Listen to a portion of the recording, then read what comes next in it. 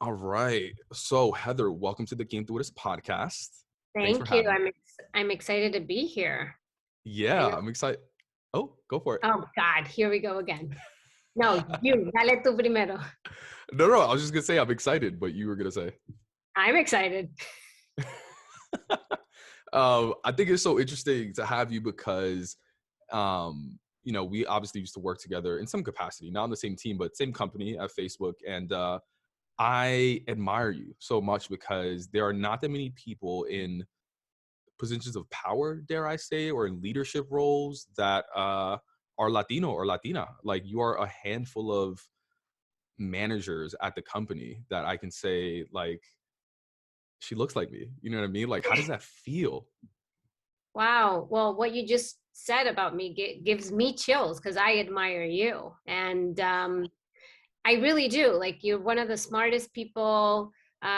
You were always so prepared. You know, we were in the tech telco team together, and I know that your pod loved working with you. And you were, one of the shining stars. So we're really sad that you left the company. But what you just said just gave me chills because I admire you. But I wanted to, yeah, I mean, there aren't that many managers that are Latinos at Facebook, as you well know. And, I'm trying to create a path for myself with gathering like my experiences, the background, the work history that I have, and reaching for people that I would like to be a mentee of, even though I don't know them, because there really is no Latinos in very senior leadership positions at Facebook that I could lean on or that I can emulate. So from that point of view, it's hard, right? But at the same time, I'm trying to reach behind me to bring others with me and create a path for others who look like me, and hopefully there will be more diverse um, candidates that will go up the pipeline at Facebook. Like that's the intent, and I know that, as you well know too, like that's the focus for Facebook, and they're doing as much as they can. But Yeah, it's no, for hard. It's a struggle. yeah, for sure. And it's interesting too because like obviously like with a manager, you obviously lead a team, and I've spoken to someone that used to manage, and she said that you empowered her to and like made her feel comfortable in her being herself, which is so dope, right? Because um I think part of it is like you being yourself and your most authentic self, and someone looking up to you and saying, well, all right, well, if Heather can be herself, then that means I can be myself, right? Like, but is it easier like once you become a manager? That's a really good question, because I don't know if it's easier because I'm a manager to be my authentic self. I definitely think it's easier to be my authentic self with age and as you gain more experience. The reason why I sort of try to lead with uh, being who I am at my deepest core is because that makes me feel better. Ultimately, I feel like I'm a better manager by leading with authenticity. And I feel like that creates a space for my team to be their own authentic selves, right? I am very transparent and I'm very vulnerable when I'm not feeling okay, or, you know, uh, things that happen in the news that, I just need to take a couple of hours and they understand how I'm feeling. And because I'm being able to share that with them, they could share that back with me and they could be open and vulnerable themselves. I see it as a strength, not necessarily a weakness. And I didn't really learn that because I'm a manager. I learned that with just age. I feel more authentic the older I get, if that makes sense. Yeah, no, that makes sense. And tell me about that experience though, because you said like you weren't always like that. Like, do you remember a point when you weren't comfortable being yourself? Oh my gosh, yeah. And I don't feel comfortable being myself all the time at this time in my life either, right? There are moments where um, you sort of have to hide who you really are if you want to impress leadership. Let's say there are certain things that I might not be truly authentic, might not show who I really am, because I want to remain professional in a way. Ooh, tell me um, about that. yeah. um, as and I don't know if it is just in sales, but they've always taught you in sales to read the room and to know who you're dealing with. And I mean, this, you're in sales, so oftentimes when you are in sales, when you read the room, and people are not like you, or might not have your same experiences or upbringing. There are things that you might not show. um, and it could be from the music you listen to you know food. I don't know, it's I think it's just different, when you have not different, it's just harder to become your authentic self when you are in a room with people that don't necessarily look like you or have your upbringing, because I think you are fearful of being judged. And Mm. I don't think that ever really goes away. It could get better with certain experiences, and as you get other people closer around you, or there might be other people that are as diverse as you in leadership. But I don't think like the fear of being judged ever goes away. Yeah, no, I that resonates with me a lot. I mean, I think for me, a lot of times when I'm reading the room and I used to like hide a lot of who I was, it was like the fear of being judged, but also this my goal of trying to be relatable to people, because I think relatability in many ways like breeds a conversation starter. You know what I mean? Where Totally. if you listen to the same things, or if you're into the same things, it's like, oh, you too, oh, tell me about that, like, did you check this and this out? And then there's like, oh no, I haven't, tell me about that. And it just goes into this, comfortable conversation for the other party potentially. And that's a huge part of sales, right? Is Yeah. being able to pick up a conversation with anyone. And the easiest way to do that is to find common things and Yeah. things that you can relate to. I found ways around this, honestly. Like the most authentic ones are if like I find someone that is similar to my upbringing, and we can go into Spanish. Those business relationships are, I would say, probably like the strongest that I have now. But yeah, it just depends on I guess who's in the room. So walk me through that mental exercise of you're in a room presenting, and you're thinking about owning the room, as we say, right? And you look around, like, what's that thought process like? Is it like, because I think many times like this thought process happens so quickly that we don't even realize like how much thought even goes into it, right? Like in a split second we literally look through a room, say, and I don't know, the question would be, we just start the meeting and it was like, oh, how was everyone's weekend? And then like a split second, you literally look through the entire room, say, and then you go through your mind of what you did on the weekend. And then you say, oh, can't say this, can't say that. Oh, I actually did this. Right. Yeah. You can't say you went to a Bad Bunny concert, right? Like, imagine me and like, I don't want to name names, but like top echelon of Facebook leadership. And I'm like, oh yeah, I went to a Bad Bunny concert this weekend. They'll be like, what? Who? And then you have to like go into who Bad Bunny is and why he has that name.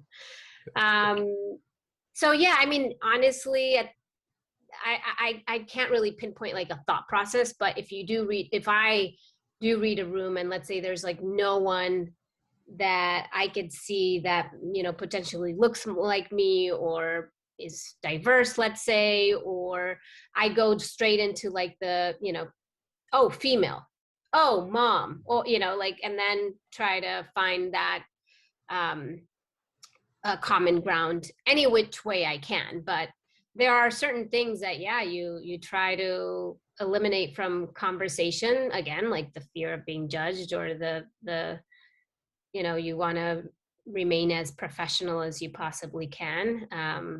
That I don't think that will ever go away. it would get easier with different people in the room, right? But I don't think that goes away. And I actually think that's a talent to have.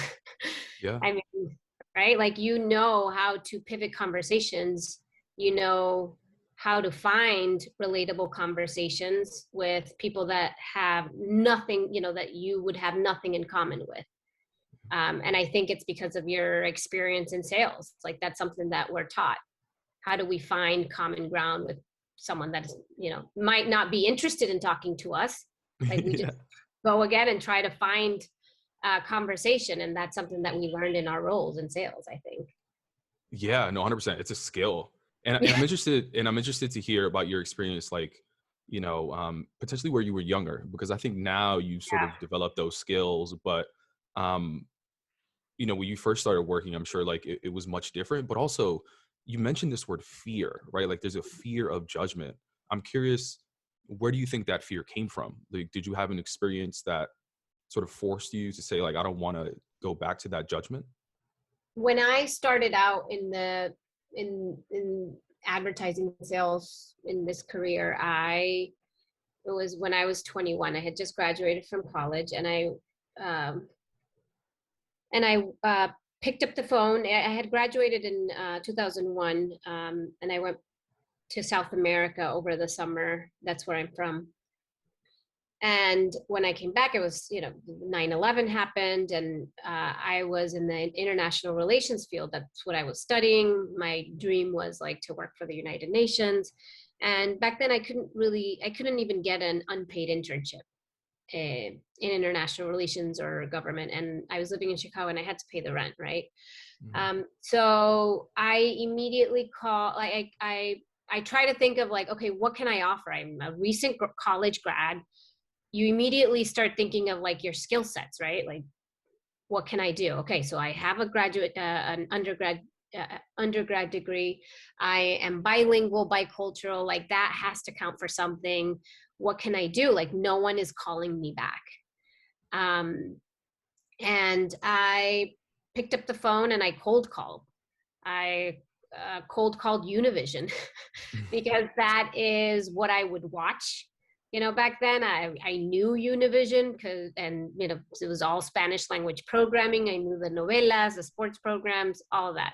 So I just called this contact that I had that someone had given me, and it ended up being the VP of ad sales for the network Chicago office for Univision.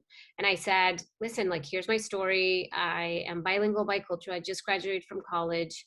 I'm looking for an entry level position.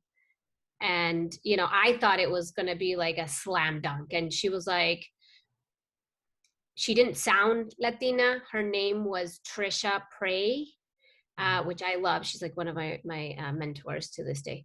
Her name was Trisha Prey, so like, non-Latina, and I was like a little taken back, right? Like, wow, it's Univision. You should have like someone Latino leading it. And she said, actually, we're looking for media assistants. Like, why don't you come and interview? So I went the following week, and she hired me pretty much right on the spot. But the interesting thing is, like, there was nobody within like a leadership position that was Hispanic, at least not in the Chicago office. All uh, the Latinos were media assistants, and that's how I started, right? Um, and I guess the fear started there, right? Like, why are there no Latinos in leadership position? Why is it limited to media assistants at a place like Univision, where it's a Hispanic media big company media network? And that just like hit me like a ton of bricks. At Univision, I was lucky enough that Trisha saw my potential. I sort of elevated through the ranks at Univision. I went from media assistant to media planner, then account executive. And when I became an account executive for the network side, which was like, the creme de la creme in sales, let's say, right? Like, Mhm, mhm. um, I feel like me being an account executive paved the way for other Latinos to, move on from media assistant to media planner to account executive, because oftentimes what happened is a lot of Latinos had to leave their media assistant position and show that they could become media planners, but elsewhere. And, I was super proud of that. And it was, I was able to get transferred to New York. And then, in New York, there were quite a handful of other Latinos who were account executives, but I learned from them as well. But I think the fear, that question that you asked me, like, where does that fear come from? I think it was just when I got started in the industry and I didn't really see people like me in leadership positions. And I often wondered, like, why was that, especially at a company like Univision, where you would expect, Latinos to be ruling it, if you will. Yeah, no, 100%. And it's interesting too, because, I had another guest that still works at Univision actually. But we were exchanging around this idea that, yo, imagine if like we were just all working with a bunch of Latinos, like what would that be like? Like, is that the utopia? And, she was explaining like, it's not exactly like that. You know what I mean? Like there's always going to be a dynamic of, whether it be like the wealthy and not wealthy backgrounds, or like there are different cultures. There's the people that speak Spanish, there's the people that don't speak Spanish as much. There's like almost like a competition, if you most like, I'm more Latino than you are kind of thing, right? Yeah. And there's always this sort of like, even if you are around your own people, like it's not as idealistic or like utopia that we may think it is. Like, what was it like just working in with a company is like full of people that in some ways are your community? Yeah, I loved working at Univision. I have my fondest memories there. I started at 21 and I worked there for 13 years. I got engaged, I got married at Univision, I had my first child at Univision. There could be, Latinos that might not help others because they want to just be unique in that way. So it was very competitive. But I would say, like, overall, my experience was a very positive one, and one where I learned a ton, a ton. And we would go in phases in terms of, like, I don't think there was ever a VP of sales that was Latino, or a 2-year stint. And when that person went on, I was like, wow, this is amazing, right? Like, someone who looks like me is like a VP of the entire ad sales community across the nation for Univision. And she lasted 2 years. I don't know exactly what happened, but she also wasn't as helpful. There were others that were more helpful in that position that didn't look like me. So it's interesting. There are definitely different management styles, and one of competition. There's like good competition, there's bad competition. This particular VP of ad sales did not instill like good competition. It was more cutthroat, if you will. Yeah, yeah, yeah. Which I what, guess is what a learning experience. what about in you just being your most authentic self though? Like, this being your first job, obviously like you've rose through the ranks, but were you comfortable being yourself? It was very situational. It depended who I was with and what situation I was in. Um, in applying for in applying for positions that I never thought I would get, like I definitely would hide my authenticity, and I tried to be more like leadership. And leadership at the time was not Hispanics. They didn't speak Spanish. I Relationships weigh so heavily in sales, as you know. And at the time, there weren't, a lot of the agency leads that do upfront negotiations were not Hispanic. So I try to hide that a bit and try to live my gringa life, right? Like, more towards like the Heather Conneely side of me. And that was because again, like, I was fearful that I was going to be judged and I wasn't going to get the role because I was too Latina, you know? too different. In what ways did you hide parts of yourself? Like what? Because I do the same thing, right? Like I look around and I say, all right, well, if they're in leadership, I need to be like them. For example, like I remember I got a whole new wardrobe. I started um like my first internship there, one of my managers named Joe, he would always wear these like button down shirts, but he would tuck them into jeans. And he would just wear, I forget what shoes he wore, but like I was like, yo, everything from like the color of those pinstripes to everything. I was like, I'm gonna buy that same outfit, and I wore it I wore like every day with different colors. But there are other ways, right, that we can mirror people, whether it's how they speak, how they present themselves. Like, in what ways were you thinking like I'm either gonna hide who I am or I'm gonna change a little bit to mirror leadership? Um, I'm trying to think. It definitely, like I would say, definitely, you professionalism, like you want to look like the leaders. And, I had a leader who wore pantsuits, like for female. She was female, and it was Yeah. like, the blazer and the pantsuit, and that is like not me. But I literally had a closet full of pantsuits for sales.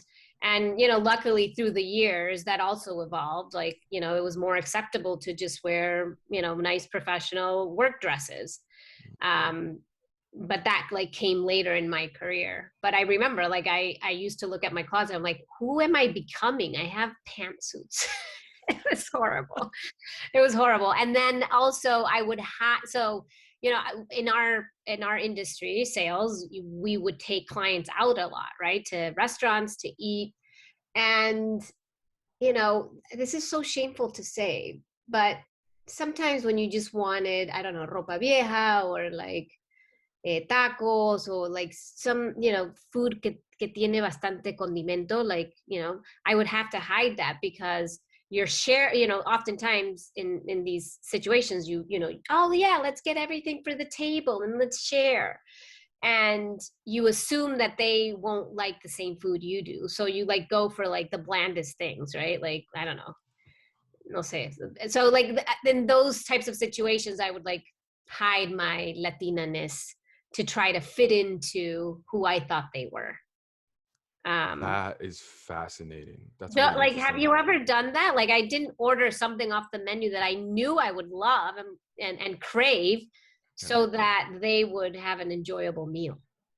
Yeah. So Well, sad. I wouldn't even go if I was picking restaurants, I wouldn't even pick for whatever reason, and maybe this is like something that I've internalized, but like I don't consider our food like client worthy. Does that make sense? Yeah. Wow. Like Yeah.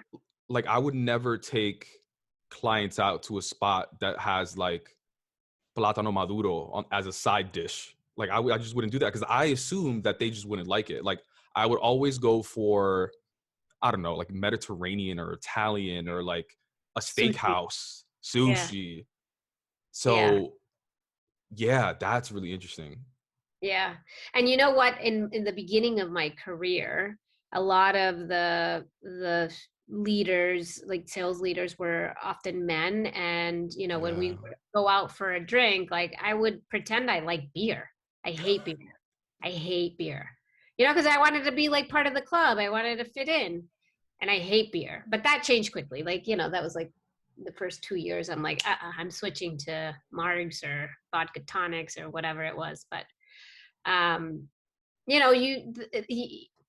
I feel like it evolves.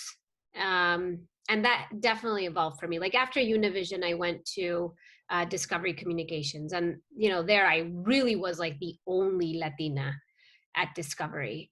And there is where I realized that my uniqueness actually is my advantage.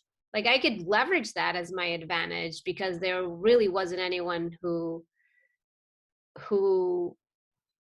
look like me, talk like me, and they were welcoming of it. And I don't know if it was because I was the only one in the floor and they were like, oh, como, like a weird animal that just came in the zoo, like, oh, tell me more. Like they really wanted to they encouraged me to use that side of me. And they kept saying like, this is why we hired you. You know, not only because you look like, but also because you have all this great experience on multicultural and blah, blah, blah.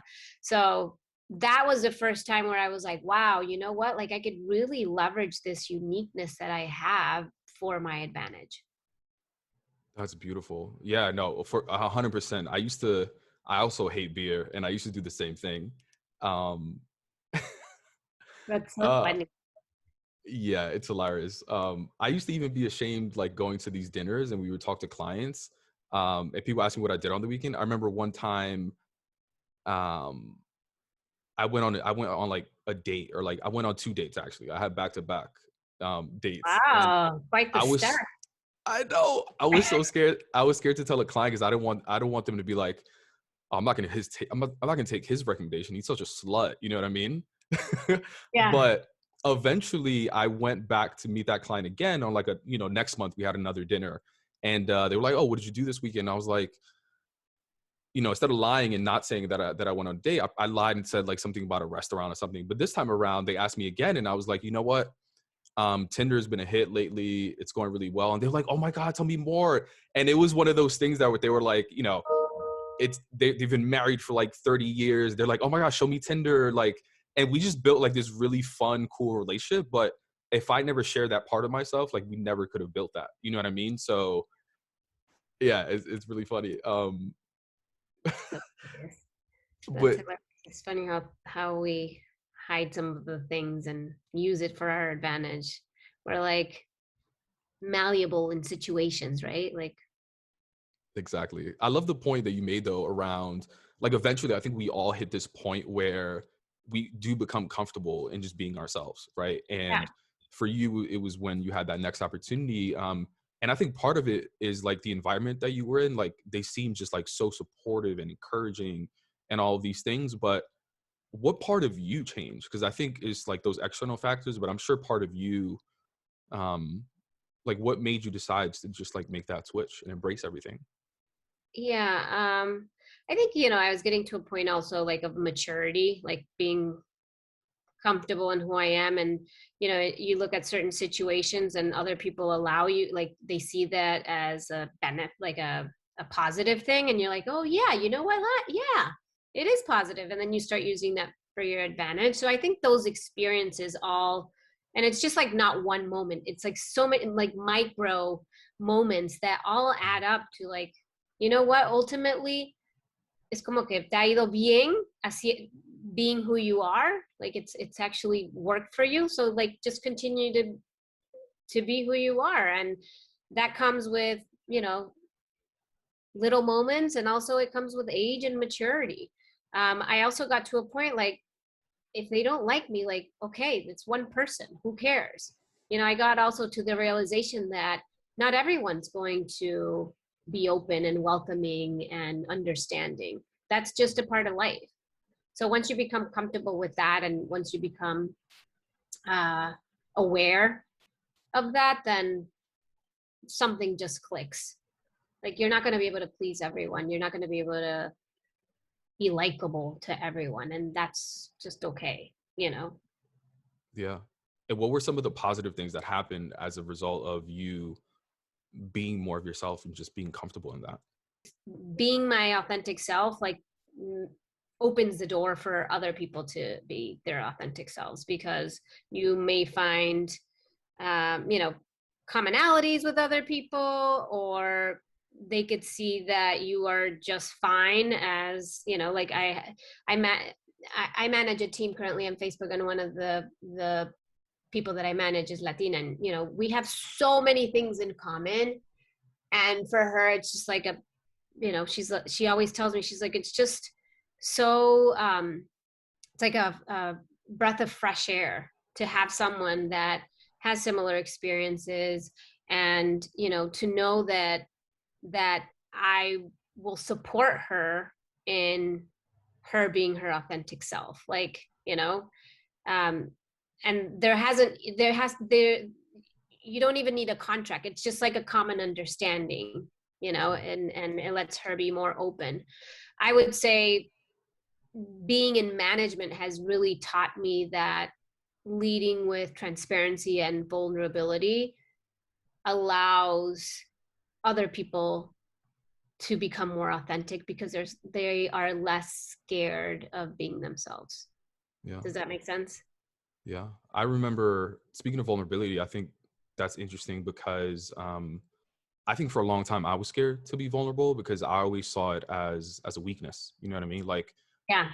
I didn't want people to think that I was going through something because they said like, oh well, let's not give him this big project because he's going through something. He needs help. Like let's give it to someone more, and I can't believe I'm using this word, it just came to mind, but like more stable, if you will, right? Like when did you start being comfortable being vulnerable? Because I think for Yeah. many of us, like we see it as a weakness. Yeah, no, totally. Um, I would say that this is a rather recent skill set, I would say. Like as recent as 2 years, where my team just, I shared moments of vulnerability and they thanked me for it. And, they opened up and I see what it does for them too. Right.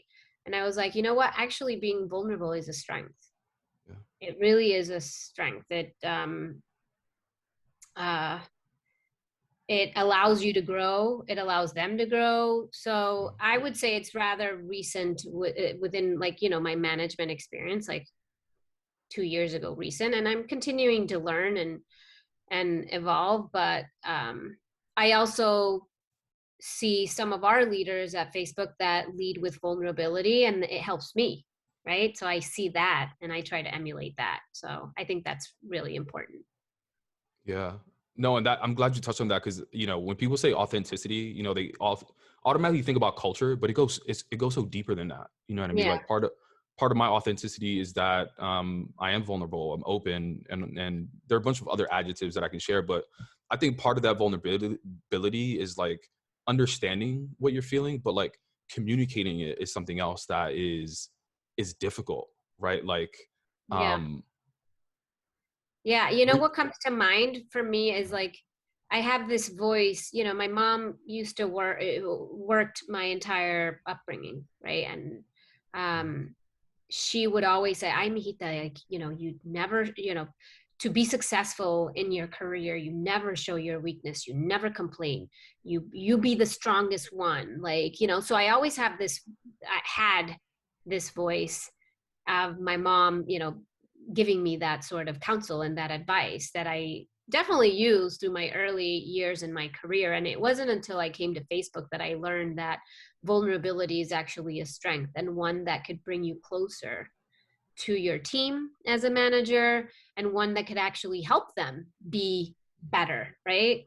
Um, but it's interesting because a lot of the voices are very cultural, because that's the guidance my mom got from her mother, so it sort of passes on.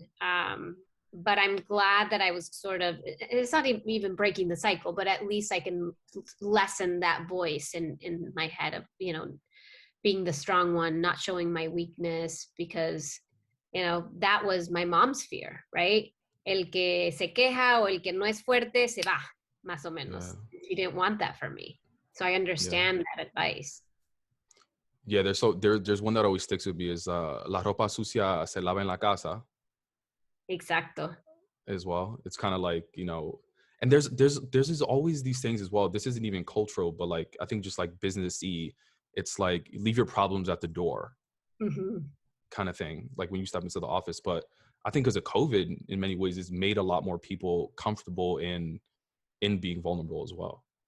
100%. And, those were some of my experiences in terms of when I say like these are recent Yeah. changes in my management style. I would say definitely, beginning of last year, I was having a breakdown with homeschooling, with everything going on. And, I just lost it, and it was okay. Right. You also have to let other people pick up some of the pieces and help. Yeah. I remember like my mom, it's funny because like so many things, part of my job, she's like, Babel, you don't have a real job. Like that's not a real job. Like the whole concept of just like going to get drinks with coworkers, like this happy hour concept, she just doesn't get it. She's like, I'm sorry, what? Yeah, You're gonna you're get drinks with your coworkers? She was like, "Yeah, te trabajo. Are they hiring?" Yeah. But I remember very early on, she was like, Pavel, watch what you say. Don't add them on Facebook. Don't like get too close to them. Keep it friendly. I'm sorry, keep it like business and all these kind of things. And they would try to warn us. But it's kind of like what they know. yeah. You know, it is, and I think there is some truth to that, though, Mhm. Pavel. And I may be wrong, but Sure. um, especially like the higher you go, the more political it gets. So Mm-hmm. you have to sort of navigate those. You have to navigate that carefully, and I'll let you know when I get there. Right? Like I'm not there yet, but I do think that the higher you get, the more political it is. That it's harder to be your authentic self, which is a little bit sad. Like you should be able to. Yeah. But yeah. Yeah. Well, that's why I was so curious early on. Why I asked you is like, as you get deeper into like leadership positions, is it more difficult? Because I think early on, you only representing yourself in a way, right? And like as you move up in leadership, you are representing a team, then you're representing a team of teams, and then eventually like you're representing a company.